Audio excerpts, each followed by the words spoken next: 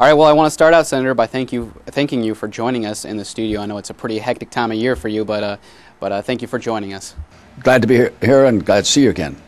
So the big question on everyone's mind is the issue of your conviction, and actually, I'd actually like to get you to explain why you feel that you were unjustly convicted. Well, our attorneys proved that the government lawyers presented false evidence knowingly to the jury, and they actually changed the testimony of the key witness just before the trial. That came out when we finally got a hold of documents that they should have given us before the trial started. Even the court said that he had a difficulty finding integrity in the Office of Public Integrity, and he sanctioned them for their activities. But the jury did not hear that, and now we have the trouble of pursuing the final decision and going on appeal, because that's why we have courts of appeals. Sometimes innocent people are convicted, and that's why the Court of Appeals are there. All right, so if the appeal goes through and the conviction is overturned, what happens then for you if you got reelected to the United States Senate? What would happen in there for you? Well, I don't really think they'll file this case again, because I think that now that they know that their primary witness lied under oath, that the government has no case. That's the primary portion of this case. It involves our house in Girdwood. So I do believe that the state needs my experience now in the Senate. We're entering a period now, probably the worst crisis we've seen in recent years. It's worse than the one that President Reagan faced when he became president in 1981. There was a recession going on then. Interest rates were at 21%. He said, I don't like it, you don't like it. We've got to get to work and turn this around, and he did. I think those of us with experience know how to try to turn it around, and we've got to turn this around. Remember, our permanent fund lost $5.5 billion. That's going to affect every Alaskan in 2 to 3 years. We've got to prevent more of that. And you can't do that with new senators. There have to be people who know what's going on and how to get to some of these questions and try to put them back so that we can get this country moving again. You're not going to get it moving by raising taxes. You're not going to get it moving again by getting the government more involved in small business lives. I know it's something you don't like to really consider, but what happens if you did get elected, but then the appeal doesn't go through, and then they decide to let the decision or the verdicts stand? Well, if it ever got to that point where I was actually sentenced and had to serve a sentence, I would do what's right for Alaska and for the Senate. But I don't ever expect that to happen. You don't like to cross bridges you don't want to cross, and I don't want to cross that one, and I don't think I'll have to cross it. All right, so you talked a little bit earlier about the economic stability of our country, and you did vote for the $700 billion bailout.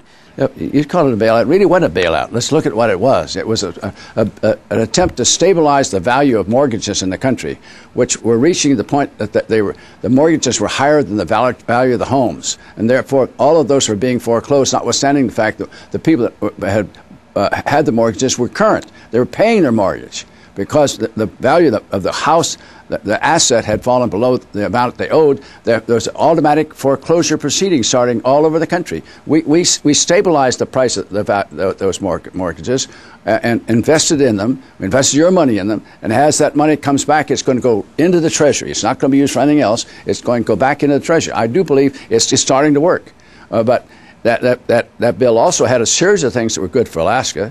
It gave the tax relief for those people who are entitled to money from the Exxon Valdez. It had a whole series of other things involved for Alaska, and I thought it was a bill that should be approved. And I do believe it's separate from the other actions were taken by the federal government through the Federal Reserve and the Treasury, and really the Freddie Mac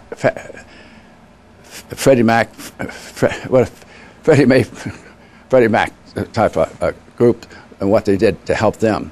Well, that was done through the Federal Reserve. But I do think that bill was not a bailout. It was a stabilization bill, is what I call it, and it stabilized the markets as far as the mortgages are concerned.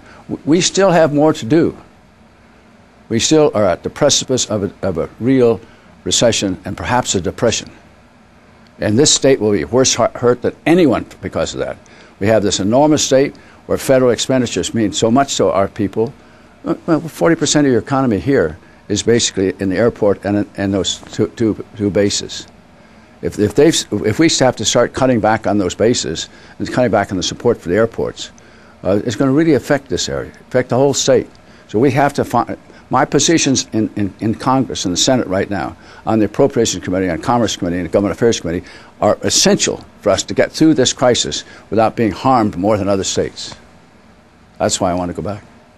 All right, so one of the things that you've championed is opening parts of the Arctic National Wildlife Refuge up for oil drilling. Could you talk about that and the other things that you're doing in the Senate to try to resolve issues of energy? Well, I do believe we had a long fight to try to get the federal government to keep its commitment it made to us in 1980 when we reserved 1.5 million acres in the Arctic for oil and gas exploration and development.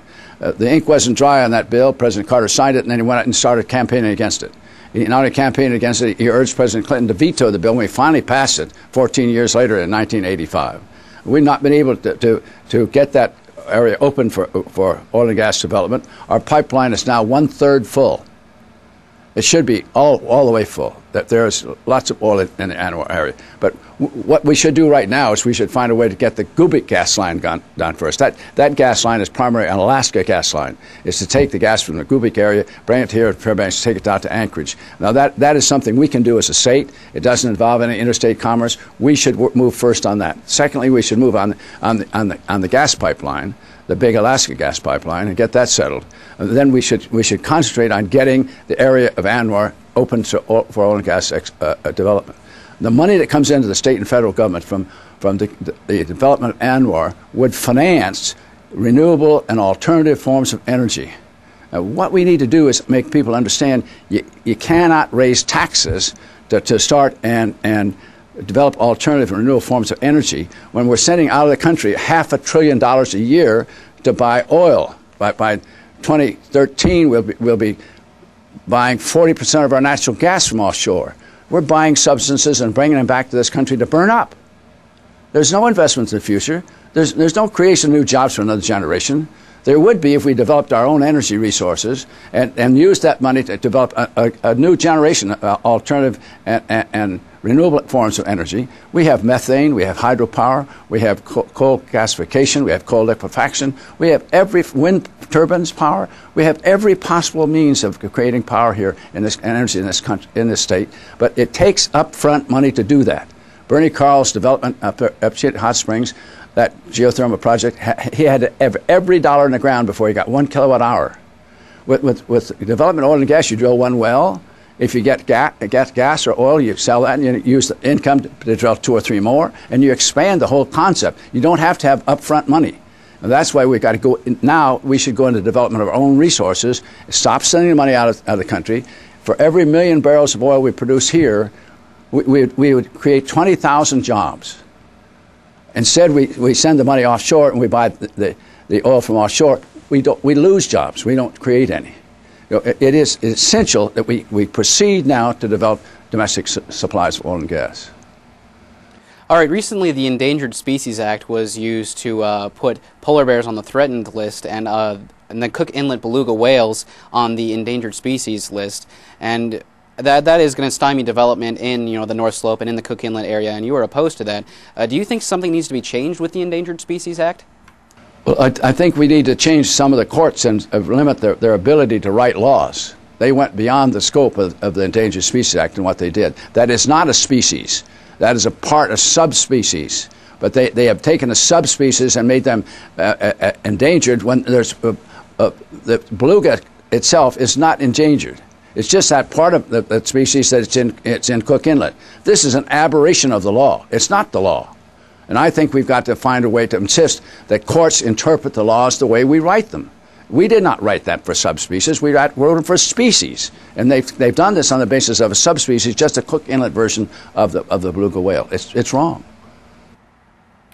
All right, so a lot of voters are looking at the verdict that the jury announced last week, and they're saying it's too premature to decide whether or not to say whether or not you're a guilty or an innocent man, and they're just going to look at the issues coming up in the election and how they make their choices. What do you think are the big issues that will divide voters between you and Mark Begich? Well, I think energy is one. He said he thought Anwar could be considered under certain circumstances in the future. We've been committed to that as a state for years and years and years. We shouldn't draw back from that. He also supports the plans to increase taxes to try and deal with the recovery from this current financial crisis. I don't believe that at all. I think we should find ways to stimulate the development of new jobs, find ways to stimulate development of our natural resources. For instance, as I said, every million barrels of oil we produce in our country will create 20,000 jobs. He can't, if he wants to increase taxes to create jobs, it's going to pull down those people who are already paying too much taxes already. I think we have a lot of differences between us, but basically our difference is I don't go out and solicit support from people that oppose the state. He's primarily got his money from New York, California, from the people who oppose the state. He's traveling with those people. Now, how can he go convince the members of the Congress that he doesn't agree with them? We have to have people who want to fight for Alaska and do not associate themselves with enemies of Alaska. And I think that's the major difference between us. All right, well, thank you very much for joining us in the studio, and thank you for taking some time out of your busy schedule to talk with us. Thank you. Good to be here.